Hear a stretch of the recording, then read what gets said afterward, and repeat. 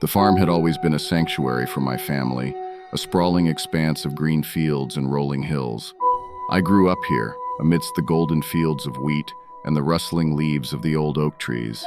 When I inherited the farm after my parents' passing, it was with mixed emotions that I returned, but nostalgia soon gave way to unease.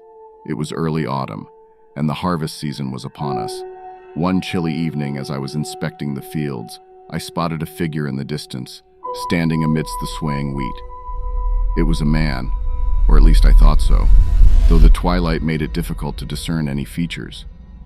Curiosity compelled me to approach, and I called out, asking if he needed help or if he was lost. The man didn't respond, but his presence was unsettling, his stillness eerie against the backdrop of the gentle breeze rustling the wheat. I began to feel uneasy, as if something wasn't right about this stranger. As I moved closer, I could make out more details. He was dressed in tattered clothes, his face obscured by a scraggly beard and matted hair. His gaze remained fixed on the horizon, unwavering. I cautiously reached out to touch his shoulder, but before my hand could make contact, he turned abruptly, and I recoiled in horror. His eyes were vacant, like windows to a void, and his lips curled into a twisted smile that sent a chill down my spine. He muttered incoherent words, his voice a raspy whisper that seemed to carry a sinister edge. Panic surged through me, and I stumbled backward, tripping over my own feet and falling to the ground. When I looked up again, the man was gone, vanished into the swaying fields of wheat. That night I couldn't sleep. The memory of that eerie encounter haunted my dreams, and I couldn't shake the feeling that I was being watched. The next day, I decided to share my experience with the local sheriff, hoping he might be able to identify the stranger, or at least reassure me that he was harmless.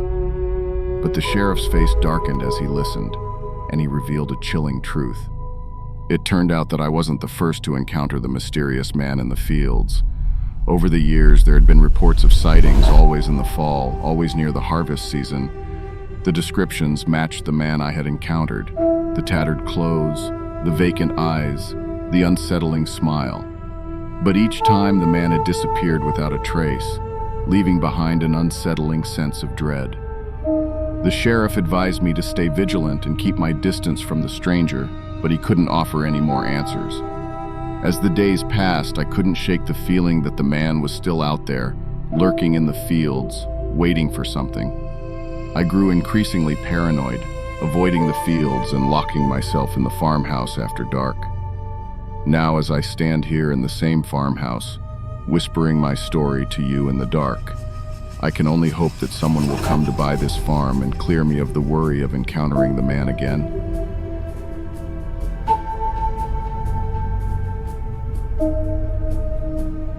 The farm had been in my family for generations, a rustic slice of countryside that stretched as far as the eye could see. After my grandfather's passing, I inherited the land, along with the memories of summer vacations and harvest seasons spent beneath the vast, starry sky. But one cool autumn night, as I ventured out to check on the cattle, I saw something in the field that shattered my sense of reality. Amidst the waving stalks of corn, a bizarre figure moved, lit only by the pale glow of the moon. It was unlike anything I had ever seen. A tall, slender being with elongated limbs and an otherworldly, luminescent aura. Fear gripped me as I watched this extraterrestrial intruder glide silently through the field, its movements fluid and unnatural. I knew I should have run back to the house, but my curiosity kept me rooted to the spot. The being's large obsidian eyes scanned the surroundings, and I could feel its gaze pierce through me, like it was probing my very soul. Suddenly, the creature turned its attention to the sky, and I followed its gaze.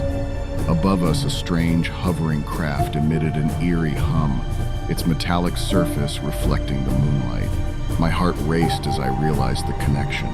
The being in the field was not alone, and I was caught in the midst of an encounter with an alien presence. Panicked and trembling, I stumbled backward, my mind reeling with disbelief. The being turned its gaze toward me once more, its expression inscrutable, before gliding back into the field and vanishing into the night. The spacecraft followed suit, shooting upward into the heavens until it was nothing but a distant speck. I rushed back to the farmhouse, my thoughts a chaotic jumble of fear and wonder. I couldn't explain what I had witnessed, but I knew it was unlike anything the world had ever seen. The next morning, I contacted the authorities, sharing my account in a state of disbelief. They dispatched investigators to the farm, but their findings were inconclusive.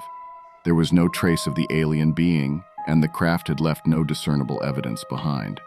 As the days turned into weeks, the encounter haunted me. I became obsessed, scouring the internet for information about extraterrestrial sightings and government cover-ups. I even reached out to ufologists and alien enthusiasts, desperate for answers. But the truth remained elusive, and my life began to unravel. Sleepless nights and paranoia consumed me as I feared the return of the alien presence. Friends and family grew concerned, and I became an outcast, shunned as the crazy farmer who claimed to have seen beings from another world. Now, as I sit here in the same farmhouse writing my story to you, I can only hope that my tale serves as a reminder of the inexplicable and unsettling experiences that can occur in our lives. The encounter with the mysterious being in the field may forever remain a puzzle without a solution, a curious and unexplained event that defied reason. In the end, I may never find the answers I sought, and the farm will always hold that enigmatic secret within its fields, a testament to the mysteries of the universe that we may never fully comprehend.